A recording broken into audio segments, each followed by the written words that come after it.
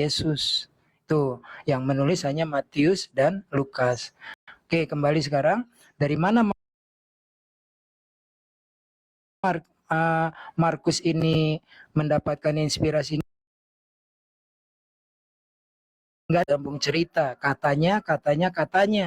Dan kembali ketampol oleh judul di sini, Biblos tanpa sanad. Sanadnya nggak jelas. Bukan perkataan Yesus ditambah-tambahkan. Ya, jadi sumbernya dari mana kita memang nggak tahu. Jadi kalau bahasanya Bart Ehrman, hanya salinan dari salinan dari salinan dari salinan. Mereka nggak punya aslinya, nggak ada. Apalagi yang benar-benar Yesus menyuruh murid-murid, tuliskanlah wahyu yang aku terima. Nggak ada. Ya, contohnya yang paling ekstrim ketika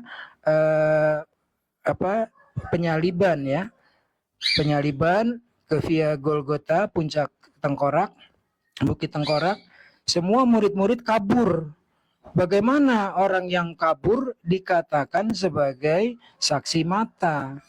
Tadi Ustadz Abu Hadid menyatakan, ya, bahwasanya kenapa Gospel Thomas, murid yang paling cerdas, paling muda, tidak diambil dalam kanonisasi. Pasti ada unsur doktrin dan politis di situ. Kemudian kenapa Maria Magdalena yang sangat setia, ya, mendampingi Yesus, meminyaki Yesus dengan minyak narwastu, mendampingi Yesus di tiang salib, bahkan orang yang pertama mengunjungi kubur Yesus, Gospel Maria Magdalena tidak dijadikan gospel kanonisasi. Nah, pertanyaan-pertanyaan seperti ini membuktikan bahwasanya kita harus melihat sejarah. Yesus yang berbahasa Aramaik, tetapi kenapa gospelnya berbahasa Koine Greek? Jadi berkembangnya Kristen muncul di Antioquia, kemudian berkembang di Yunani, lalu nanti kawin silang antara bapak-bapak gereja yang membutuhkan kekuatan bersenjata, kemudian Kaisar Konstantinopel yang membutuhkan state religion, agama negara, agar rakyatnya patuh, tidak memberontak. Nah, dua perkawinan ini menghasilkan salah satunya berupa kanonisasi. Yang nggak suka minggir, minggir tabrak, kan gitu tuh mereka. Nah, jadi menjawab semua ini, memang mereka tidak punya aslinya. Sanatnya terputus, tidak sampai kepada Yesus. Jadi kalau ditanya, ya mereka memang itu buatan bapak-bapak, penulis-penulis dan pengarang gospel. Buktinya apa? Ketika tersusun di abad keempat, lengkap perjanjian baru, itu mereka tidak bernama, nggak ada gospel Matius, gospel Markus, nggak ada. Kemudian nanti oleh King James Version gospel according to, atau bahasa Indonesianya LAI dulu gospel karangan namanya kan, menurut. Mana yang menurut Yesus? Nggak ada. Nah, jadi awalnya gospel itu tidak bernama atau anonimus. 100 tahun kemudian atau tahun 500-an barulah disematkan nama-nama Matius, Markus, Lukas, dan Yohanes. Supaya orang mengira, oh yang nulis murid-murid Yesus. Itu saya sering menantang orang, ayo kita buktikan kamu bawa Al-Quran itu karangan Nabi Muhammad SAW dengan bukti-bukti, jangan fitnah. Kemudian akan saya bawakan bahwa Matius, Markus, Lukas, dan Yohanes seperti yang kau klaim bukan murid-murid Yesus dan bukan saksi mata Yesus. Yang pertama minggir masuk kotak adalah Lukas, karena Lukas tidak pernah ketemu Yesus, mendengarkan ajaran-ajaran beliau alaihissalam, ngopi bareng, jalan bareng, nggak pernah. Lukas langsung tersungkur itu. 3 lagi saya bisa membuktikan bahwa mereka bukan murid-murid Yesus, bukan saksi mata. Gampangnya itu tadi peristiwa penyaliban, kabur semua. Lanjut standby. Assalamualaikum Gurunda Tata. Waalaikumsalam warahmatullahi wabarakatuh. Wassalamualaikum semuanya. Waalaikumsalam warahmatullahi wabarakatuh. Silakan lanjut Kang Dito. Sudah cukup clear ya. Saya paling cuma nambahin sedikit, nggak boleh banyak. Kalau dalam hal sejarah, jujur saya sangat interest ya mengenai keimanan itu atau yang disebut dengan kitab suci, pastinya harus disadurkan dengan sejarah-sejarah yang tertulis atau penulisan karya-karya buku yang sebelum agama ini dicetuskan gitu ya. Ini saya sangat sependapat dengan Ustadz Unggul, guru saya, bukan gurunya semua orang. Nah, kalau saya kutip mengenai dokumen-dokumen Marcion dan Valentinus ya, Ustadz Unggul, dari abad pertama dan abad kedua yang mengutip dari Bible sebagian Perjanjian Baru, itu juga ada dokumen-dokumen yang tertulis dari sumber sejarah mula-mula seperti Clement yang kemarin didiskusikan oleh Uniriva dengan siapa itu Joseph Clement ini yang dianggap nasabnya sampai ke Petrus padahal tidak. Kemudian ada Ignatius dan Polikarpus yang mengutip sebagian besar kitab-kitab yang ada sekarang ini gitu kan. Kemudian penggalan daripada gospel yang ditemukan itu penanggalan karbon diperkirakan berasal dari paling akhir tahun 117. Nah, ini menandakan bahwa semuanya Bible itu tidak menuliskan pada saat Yesus belum terangkat. Kesimpulannya adalah setelah Yesus terangkat, Nabi Sallallahu Alaihi Wasallam ini sudah tidak ada di bumi, baru nih pengikut-pengikut, entah pengikut yang asli, seperti Petrus yang dikatakan, atau Paulus yang belum pernah ketemu dengan Yesus, ini mendokumenkan atau membuatkan suatu pedoman atau yaitu tadi pernyataan-pernyataan yang katanya ini menjadi sumber untuk dijadikan suatu kitab suci atau kanonika yang dianggap sebagai wahyu. Padahal sudah jelas-jelas surat Paulus itu ada 13 bahwa itu memang tulisan surat-surat beberapa, misalnya Roma, kitab Roma itu kan dituliskan untuk jemaat Roma. Masih banyak lagi, dan saya rasa kalau di sesama keislaman ya kita tidak mengimani Biblos itu ya karena memang hanya ditulis dan dikarang, atau mungkin hanya sejarah yang tidak langsung ke sumbernya langsung, atau bahasa ilmiahnya adalah nothing legitimation. Itu aja. Mungkin kalau pertanyaan lain sedikit aja. Jadi yang disebut dengan wahyu tidak ada kitab yang jatuh gedebuk dari langit. Ya, wahyu turunnya bertahap kepada Musa, Daud, Isa, dan Rasulullah Sallallahu Alaihi Wasallam. Tetapi yang sangat menggembirakan bagi umat Islam ketika Rasulullah Sallallahu Alaihi Wasallam menerima wahyu, beliau memanggil para sahabat. Ini yang perlu kita imani dengan kebanggaan ya. Nabinya masih hidup, lalu meminta para sahabat menyalin. Tuh jelas di situ yang pertama. Lalu yang kedua mengenai 7 varian reading, Al-Quran diturunkan dengan 7 huruf. Tadi udah kita bahas, Qiraah Sab'ah. Artinya apa? Yang melegitimasi dialek pembacaan ini, bukan versi ya, dialek pembacaan, makna tidak berubah, itu langsung dari sang penerima wahyu, yaitu Rasulullah Sallallahu Alaihi Wasallam. Tidak ada satu agama pun sempurna seperti ketika diturunkannya wahyu, gitu. Jadi kita menanglah dalam tanda petik ya, menang kalau diadu atau diuji dari segala sisi. Mau bicara apa? Sains, oke. Mau bicara apa? Sastra, aduh, paling tinggi bahasa Quran nih. Mau diuji dengan cara sejarah, ayo. Yang penting jangan dengan kebencian. Saya nggak pernah ketika membahas sejarah kekristenan dengan kebencian, apalagi fitnah. Yang saya ambil tokoh-tokoh dari petinggi-petinggi mereka sendiri, misalnya bapak-bapak gereja dan seterusnya. Nah, saya mau menimba ilmu, menyimak. Silakan Guru Ndatata, ini guruku nih beliau nih, Masya Allah. Lanjut Tat, standby. Ya, sebelum berlanjut ke Ustadz Tata nih ada Rokli di bawah typing. Imam Bukhari aja nggak kenal Muhammad. Bukhari lahir kapan? Nah, kita kupas di sini. Itu Ustadz Tata itu Ustadz Tata bagiannya. Kita menimba ilmu. Jangan banyak bacot lu.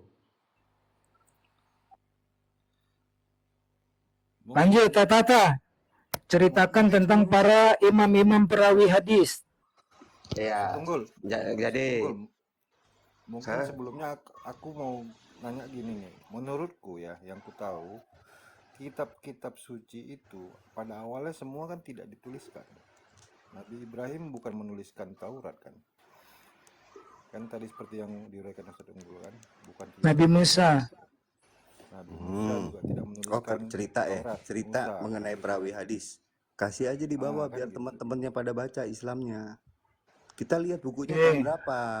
Tuh Ustaz Tata tuh bagiannya. Gedein Iya, Ustaz kita lihat Tata. bukunya tahun Host. berapa. Kalau tahun 2000, cerita abad 19 punya buku, buang aja. Kalau buku baru mau ngapain? Buat nipu. Mau nipu. Buku baru, buku lama yang mana? Abad yang 17. Katanya Quran Ya, abad 17 direspon sudah sekarang ya. ada.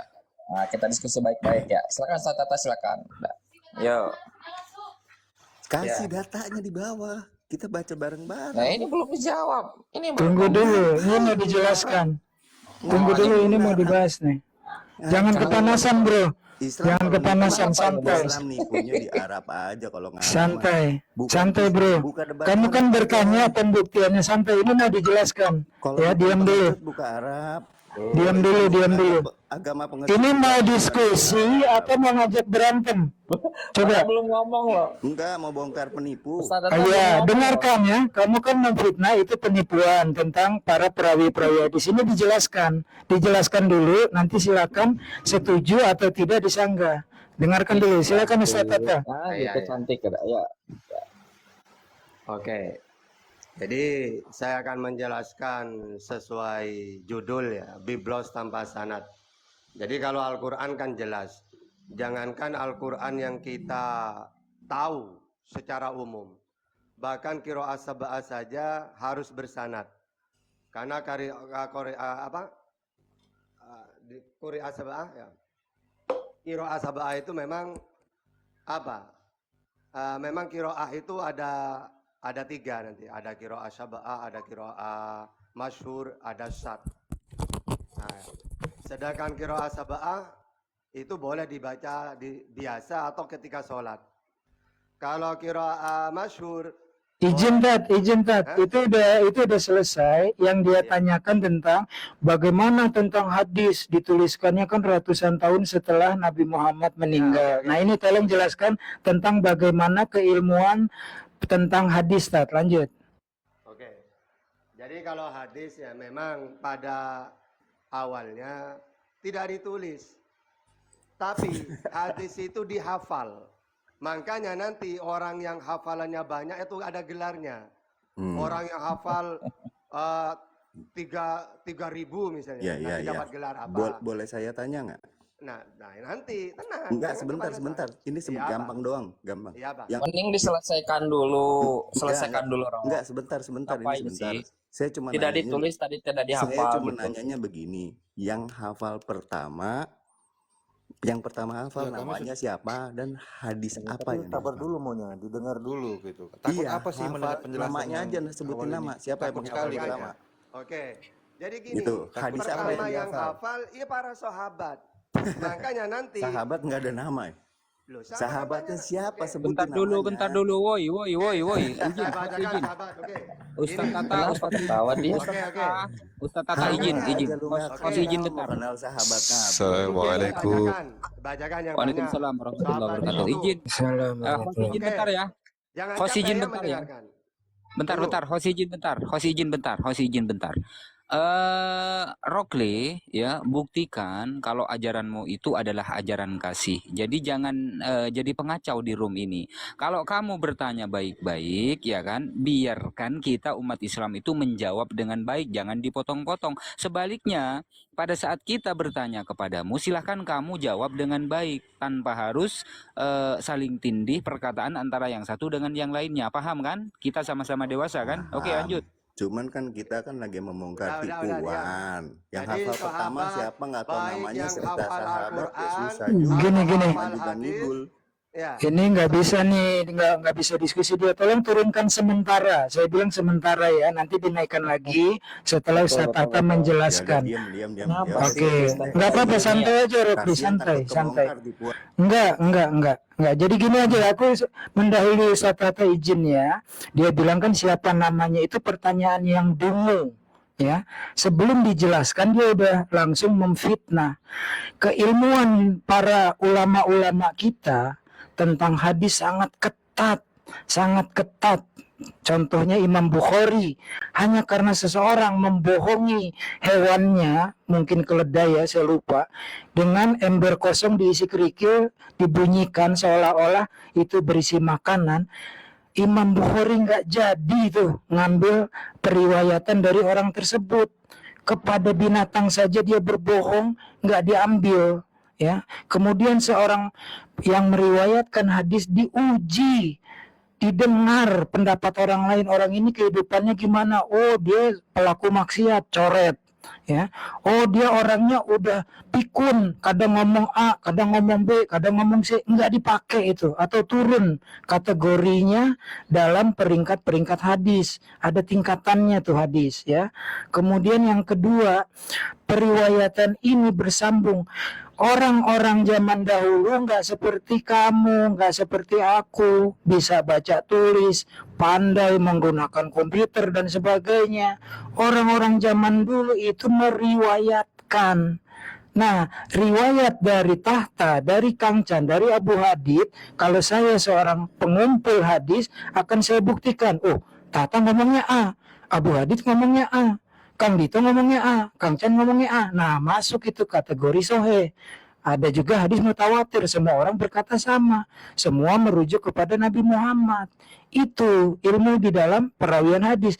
Engkau belum dijelaskan, sudah membantah. Jadi tidak mau mendengar, cuma bisa bertanya. Belum lagi selesai, kau lompat lagi. Hawa nggak ada dalam Al-Quran. Di dalam Al-Quran tidak penting siapa istrinya Adam. Karena ketika orang ditanyakan tanggung jawabnya oleh Allah, siapa Tuhanmu, siapa nabimu, apa kitabmu, bukan kitab dari Yunani. Sementara Yesus dari berbahasa Aramaik, dari Palestina. Udah gitu ya, lanjut Tata, sorry.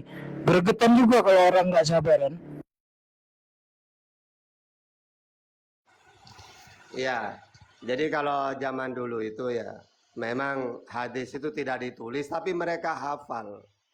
Makanya, jangankan para sahabat tabi'in, tabi'in, bahkan Imam Bukhari itu umur 15 tahun, tapi hafal 18.000 hadis itu. Coba. Jadi hafalannya lebih banyak daripada umurnya, jauh ya. 15 tahun hafal 18.000 hadis. Nah ini kan luar biasa. Ya. Bahkan ditanya dengan nanti rawi sanad-sanadnya, beliau satu harokat pun tidak ada yang salah. Maka Imam Bukhari itu ketika dites ya dengan temannya, karena dia tidak pernah nulis. Ya, berapa tahun kemudian terus disuruh baca, dicocokkan dengan tulisan yang ada pada temannya itu. Tidak ada berubah, baik harokatnya, apalagi kalimatnya gitu. Itu dari kehebatannya orang dulu itu. Nah, makanya ketika di zamannya Imam Bukhari itulah atas perintah pemerintah ya disuruh tulis. Nah, makanya ada kitab Bukhari Muslim itu, ya Bukhari. Hadis itu memang terbagi empat ya. Ada jami, berarti jami ini adalah Bukhari Muslim. Nanti ada Sunan Abu Dawud, Tirmidzi, Nasai, Ahmad. Ada Musnad, ya kayak gitu tuh. Apa bedanya? Ya sama-sama sahih. Hanya saja kalau jamid Bukhari Muslim itu tidak teratur. Kayak Al-Quran gitu loh. Al-Quran kan ayat 1 sampai 3 menjelaskan apa. Tiba-tiba membahas apa gitu ya. Tapi kalau sunan ini diurut. Misalnya sesuai fikih ya. Kalau fikih kan pertama bab toharoh. Ya toharoh semua. Kedua bab sholat. Sholat semua. Jadi enak carinya.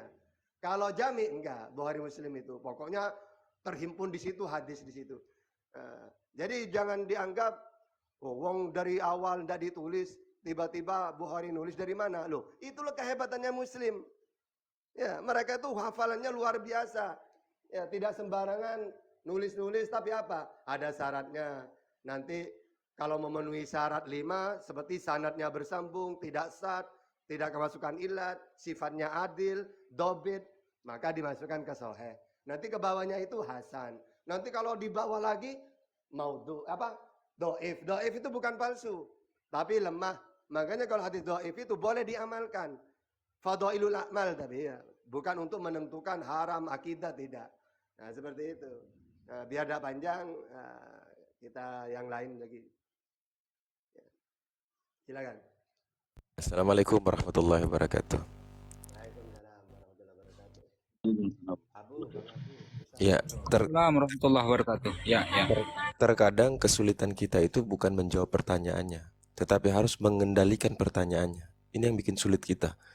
Itu yang pertama. Yang kedua, ya pertanyaan-pertanyaan yang mereka tanyakan ke kita itu bukan untuk mengetahui sebenarnya, hanya ingin menjelaskan bahwasanya ini loh kelemahannya, ini loh kelemahannya. Nah, sedetail apapun kita jelaskan, tidak akan masuk kepada otak mereka. Nah, jadi kalau kalau seperti itu cara berdiskusi, mending ambil kasur, ambil bantal ya, taruh di bawah pohon, tidur di situ. Enak, masih ada dapat faedah ya. Kalaupun kau bertanya seperti itu dan ya ibaratnya kau ingin memang jawaban yang benar, pasti enak diskusinya. Akan ada kelihatan, terdengar, oh ini ilmiah pertanyaannya. Dia mengembangkan pernyataan-pernyataan atau jawaban dari teman-teman muslim. Itu enak jadinya. Tapi kalau model kayak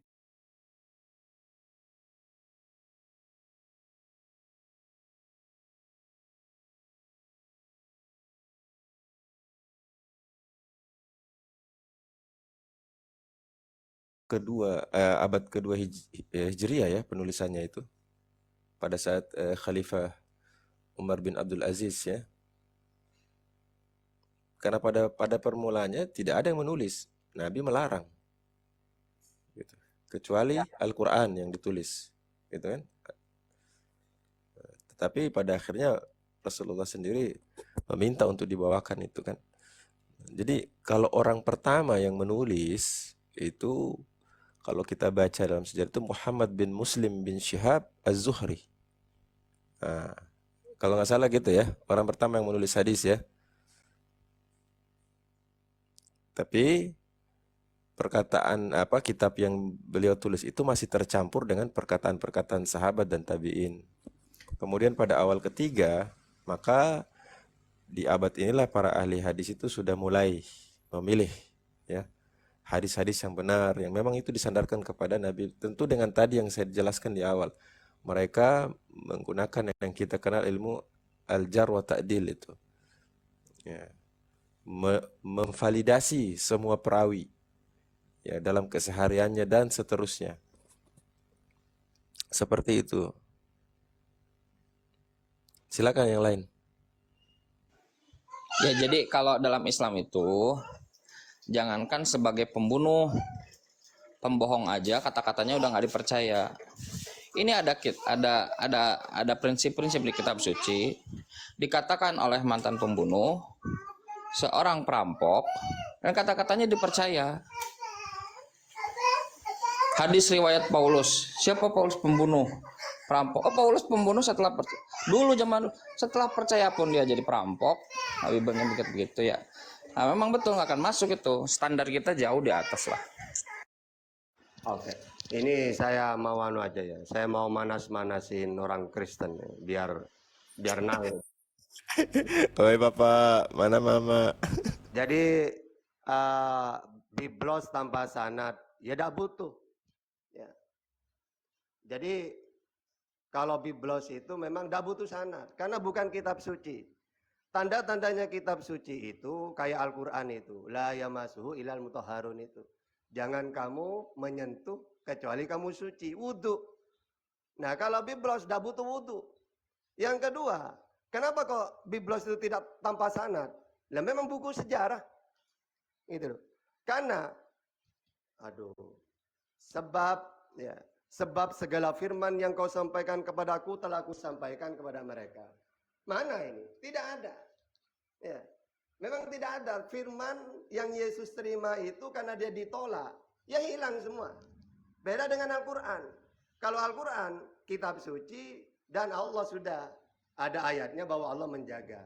Inna nahnu nazzalna dzikra wa inna lahu lahafidun. Jadi Allah yang menurunkan, kami yang menurunkan dan kami juga yang menjaganya. Nah, tanda-tandanya dijaga memang ada. Buktinya sesuai asbabun nuzul ada, yaitu 114 surat. mulai al-alaq, al-qalam, mujammil, mudassir, fatihah, al-lahab, at-takwir, al-a'la, al-lail. Nah, kalau biblos mana? Sudah disampaikan oleh Yesus, coba urutkan seperti Al-Quran. Gak ada. Akhirnya Markus, Matius, Lukas, Yohanes itu menulis sejarah. Sejarah di situ tentang Yesus. Kalau dalam Islam, sirah nabawiyah. Makanya nanti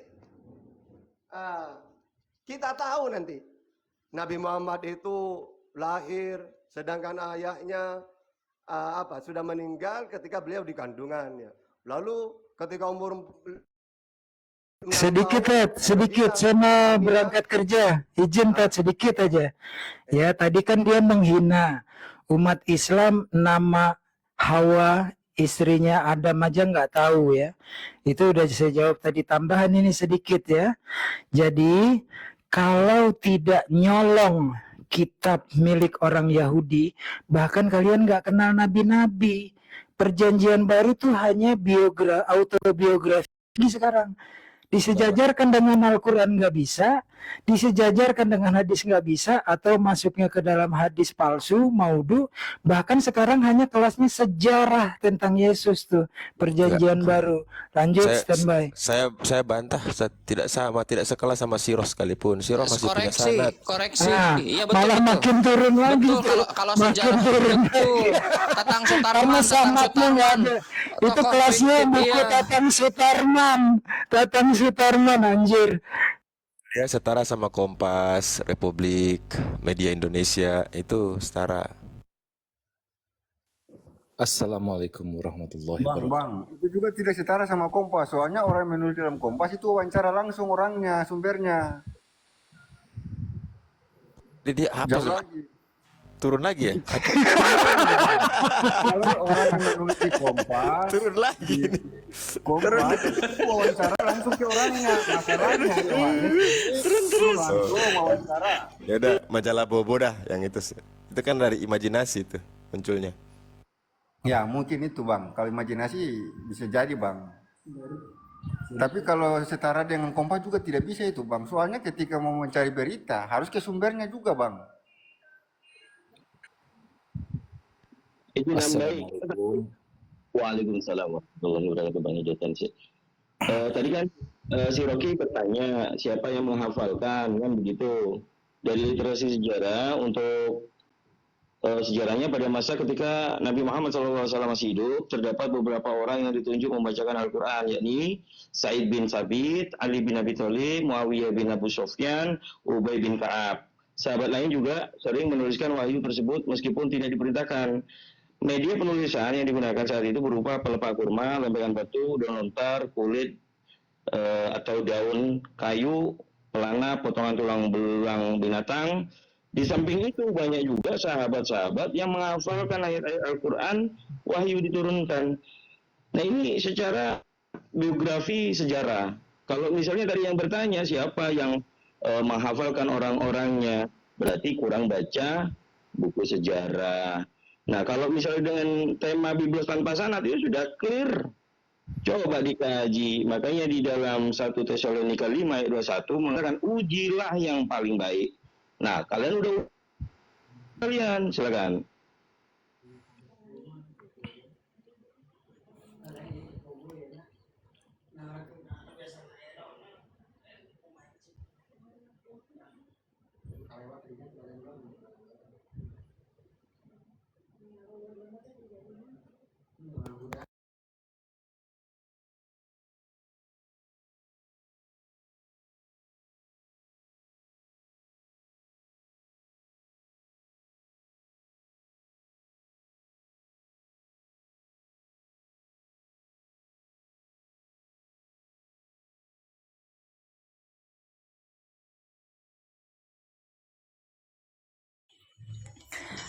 Iya Ini benar Rocky juga ya. rengseng amat naik Rockly. Enggak, Host cuma boleh kesulitan enggak host? aja dia. Mohon izin. Iya, silakan. Mengenai Bible ini nih. Pertama itu saya itu pengen tahu siapa King James itu siapa gitu. Kok sampai ada dua versi King James Version sama Queen James Version seperti itu Kok sampai ada 2 versi gitu? Mohon pencerahannya, host.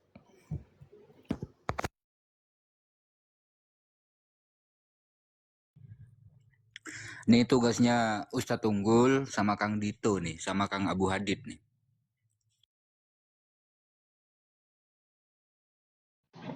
King James Version ya. Sebenarnya. Yes, betul. Siapa sih King James Version itu? Gitu. Kok sampai ada 2 versi itu sama Queen-nya? Gitu. Kalau literasi sejarah saya masih belum dapat datanya, tapi bisa saya cari. Yang jelas King James Version itu musyawarah para mahasiswa teolog atau kaum-kaum terpelajar di eranya itu yang menjadikan suatu versi baru. Jadi setelah ada konsili-konsili, mungkin King James Version ini yang kedua lah era modernnya gitu. Ini sudut pandang saya sendiri. Mungkin silakan Ustadz Unggul. Saya cari data saya dulu, bentar.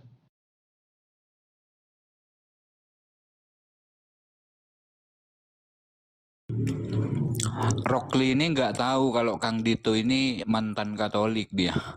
Nggak tahu dia. Naik aja, minta permintaan Rockli. Oh, saya yang turun aja, Bang, host. Rockli yang naik. Enggak apa-apa, belum minta dia, belum minta permintaan. Santai aja. Iya, dari tadi Rockli itu Sundanya mah gerengseng itu kenapa kita apakah lagi datang bulan atau gimana gitu. Padahal kan di sini nyantai gitu kan ya sambil ngopi.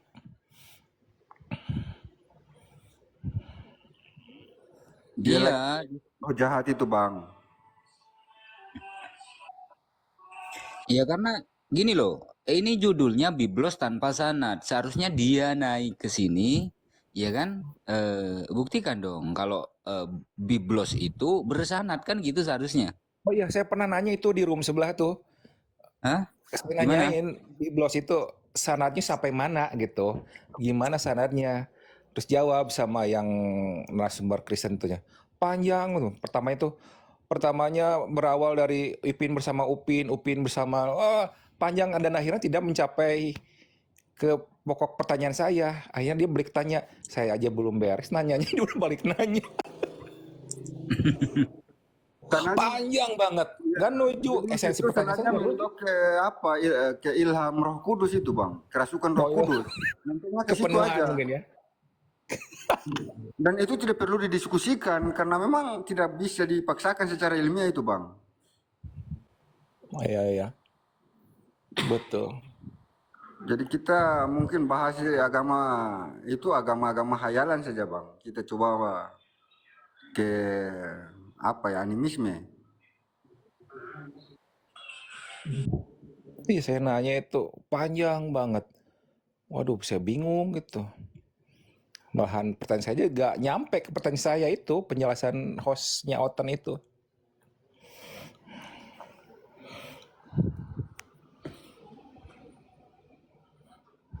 Ada referensi, saya mungkin bisa memberikan referensinya saja bahwa versi King James ini 1, 2, 3, 4, 5, 6, 7, 8, 9, 10, 11.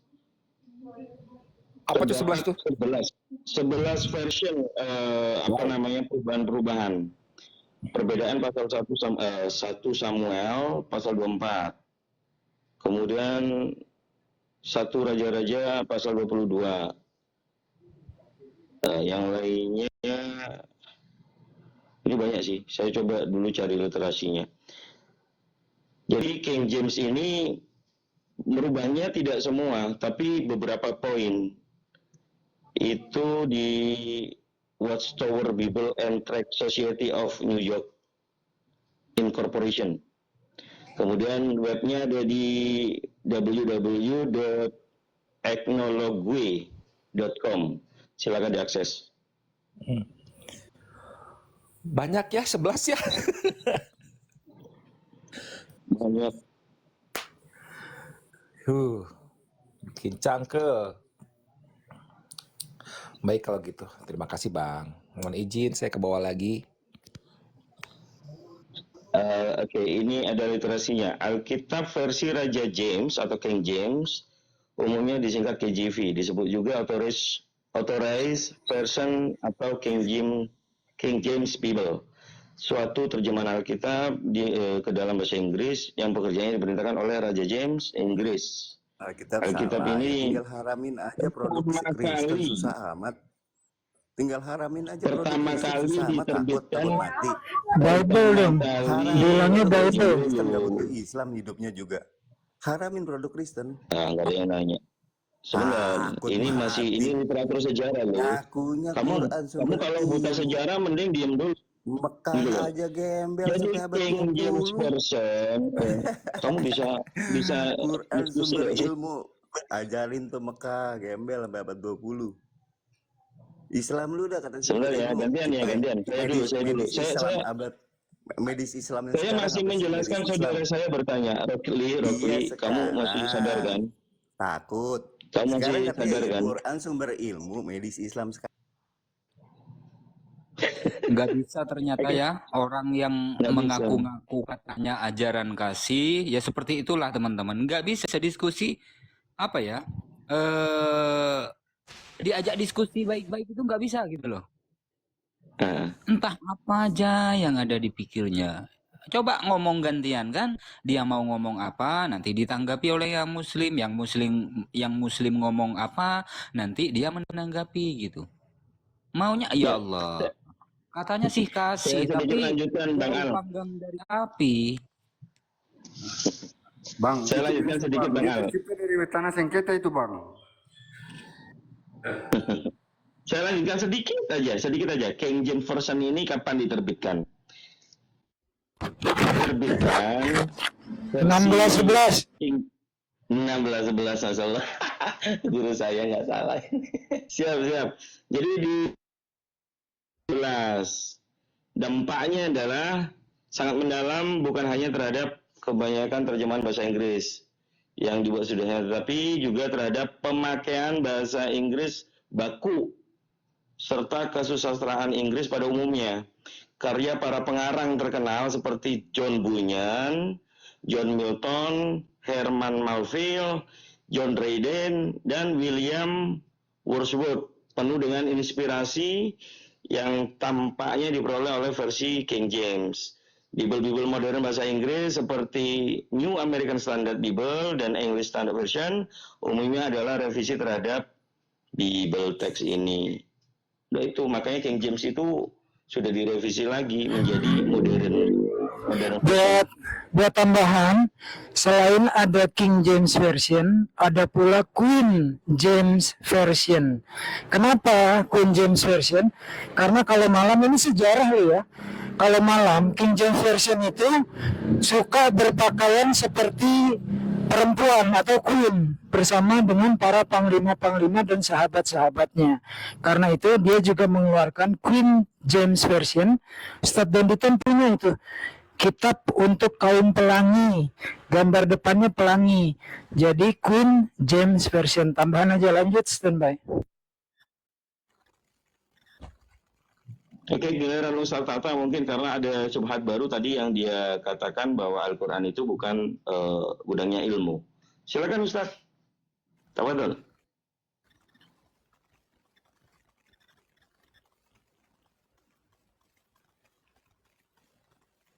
Ustaz Tahta? Monitor? Jauh dari perangkat. Mungkin teman-teman ada yang mau menambahkan mengenai subhatnya dia tadi? Menarasikan tentang bahwa Al-Quran itu bukan gudangnya ilmu. Silakan. Sebenarnya teman-teman kita semua di sini ya menerangkannya itu terlalu akademis atau otaknya memang dungu. Jadi terlalu tinggi sebenarnya nih kita menerangkan dan juga tidak bisa berdiskusi. Dia hanya cuma bisa menghujat, menghina tanpa dasar keilmuan. Kalau kita jelaskan bagaimana peran Al-Quran kepada sebuah bangsa yang tadinya nyeker kakinya, penggembala atau pekebun kurma, kemudian menciptakan masyarakat madani. Universitas pertama itu adalah universitas yang dibangun oleh orang-orang Islam. Rumah sakit pertama juga dibangun oleh orang-orang Islam. Ketika masyarakat di Eropa masih boker sembarangan di pinggir jalan. Jadi bagaimana kita menerangkan sesuatu yang tinggi kepada orang dungu atau orang yang hatinya hanya penuh kebencian. Jadi memang levelnya kita tuh jauh ya. Islam itu cerdas. Banyak sekali pelopor-pelopor keilmuan cendekiawan Muslim di awal-awal ya, terutama di Baghdad dulu pusat keilmuan, orang-orang Eropa belajar di sana itu ya, tentang matematika, aritmetika, aljabar atau algebra bahasa Inggris itu dari bahasa Arab. Alchemy atau chemistry dalam bahasa Inggris itu diambil keilmuannya dari cendekiawan Muslim. Kedokteran, tentang lensa, tentang astronomi, dan banyak sekali pelopor keilmuan itu dari cendekiawan Muslim yang bersumberkan dari Al-Quran. Hanya satu-satunya kitab suci yang menyuruh berakal itu adalah Al-Quran. Bertebaran ayat-ayat, tidakkah engkau memikirkannya untuk kaum yang berpikir? Jadi kita disuruh mikir oleh Al-Quran. Ya, kalau cuma otak, domba juga punya otak. Al-Quran mengatakan kalian bukan hewan. Kalian diberikan anugerah terbesar dari Tuhannya Yesus adalah akal. Lanjut, standby lagi, makin panas tuh si Rokli.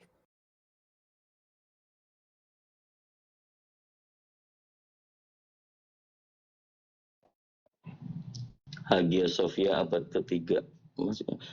Makanya kalau mau memang tujuannya adalah mau diskusi penuh dengan prinsip edukasi, kamu naik dan yang sopan supaya ada literasi keilmuan yang bisa diterima oleh teman-teman yang di bawah. Ada 206 orang, itu mungkin ada yang tahu, ada yang mungkin banyak yang belum tahu. Silakan. Jadi jangan kepanasan menggoreng isu, kamu narasikan, nanti kita mintain pertanggungjawaban sama kayak yang lainnya. Debater-debater kalian itu suka menyebarkan isu, kemudian dimintai pertanggungjawaban, nggak ada ternyata datanya. Kan ini yang somplak gitu loh. Kalau kita sih orang-orang yang pengennya ada data kebuktian secara ilmiah, ini ketawa dalam hati gitu loh.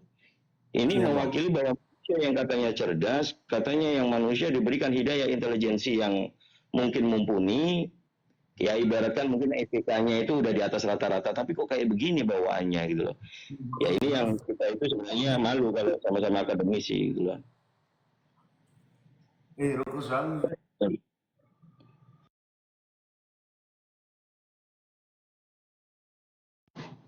Ya, Bang Al. Bang Al. Ini satu goal saya ada juga literasi atau data mengenai tim penerjemah ternyata untuk King James Version ini. Ya, Jadi buka aja biar Rokli kesurupan di bawah itu. Tampilin aja, Kang Tito. satu di invest abangku, aku di tempat kerja. Ya mungkin nanti malam lah kalau di Bang Wan atau Bang Al mau buka lagi, saya pakai laptop. Tim penerjemahan dilakukan oleh sejumlah komisi atau tim komite dengan tugas masing-masing. First Westminster Company, kelompok yang pertama menerjemahkan kitab Kejadian sampai kitab 2 Raja-Raja. Orangnya siapa aja? Ada Lancelot Andrews, John Overell, Hadrian Zavareva, Richard Clark, John Lever, Robert Tick, Francis, ini semuanya orang Inggris semua, memang King James kan. Nah ini yang akhirnya sampai di Indonesia kemungkinan besar adalah yang diterjemahkan bukan dari original teks yang berbahasa Ibrani maupun Yunani, tapi dari yang ini, yang Inggris ini gitu loh. Betul. Jadi begini Kang Tito ya, itu King James-nya bukan yang menyalin menjadi sebuah Bible King James Version. Beliau hanya memerintahkan ya para ahlinya, ahli sejarah, ahli bahasa dan sebagainya dan sebagainya. Setelah terkumpul, itu King James Version menjadi rujukan bagi semua di Eropa ya. Bahkan dikatakan Bible terbaik sepanjang masa itu selama ratusan tahun menjadi rujukan, termasuk diterjemahkan ke dalam bahasa Belanda yang nantinya Belanda bawa ketika menjajah Nusantara. Nah, King James Version ini selama ratusan tahun bertengger di puncak top 10 lah ya. Tetapi kemudian versi-versi yang lain banyak menghilangkan ayat-ayatnya, sekitar 2000-an dicoret. Kenapa dicoret? Karena versi-versi berikutnya ketika melakukan penelitian yang dituliskan King James Version tidak ada di manuskrip-manuskrip tertua. Artinya apa? Itu adalah hanya tambahan-tambahan dari penyalin-penyalin gospel sebelumnya. Sehingga nanti kapan-kapan saya bawakan datanya itu ya. Ayat-ayat mana saja yang dihapuskan oleh King James, oleh versi-versi sesudah King James Version. Itu banyak itu, ratusan atau ribuan dihapuskan. Karena ternyata setelah dicek nggak ada. Ambil yang paling mudah saja deh ya. Ternyata 1 Yohanes 5 nomor 7 dan 8 nggak ada, jadi dibuang. Ini menjadi polemik juga nih ya. Ada kok di Vulgata, tetapi setelah diselidiki ternyata juga umurnya muda. Nah, jadi hal-hal semacam ini membuktikan bahwasanya mereka sedang kebingungan. Akhirnya dengan putus asa pendeta MYM Moriwalianto, musuh bebuyutannya host Al-Ayubi, dia berkata, kita memang tidak punya aslinya. Kenapa? Ya karena itu misteri Tuhan. Ujung-ujungnya misteri. Standby. Misteri. Sama kayak konsep Tritunggal, itu kan misteri juga. Aduh. Ayo yang ada yang di atas Komal, coba dibantai itu biblos tanpa sanad. Kalau memang betul, ya mau nggak mau, jangan imani aja gitu loh. Mungkin lebih banyak mengambil literatur prasejarah maupun biografi. Semoga itu menjadi jalan kisi-kisi hidayah buat kalian. Saya kembalikan ke host. Saya udah jam masuk kerja juga nih. Lanjut host.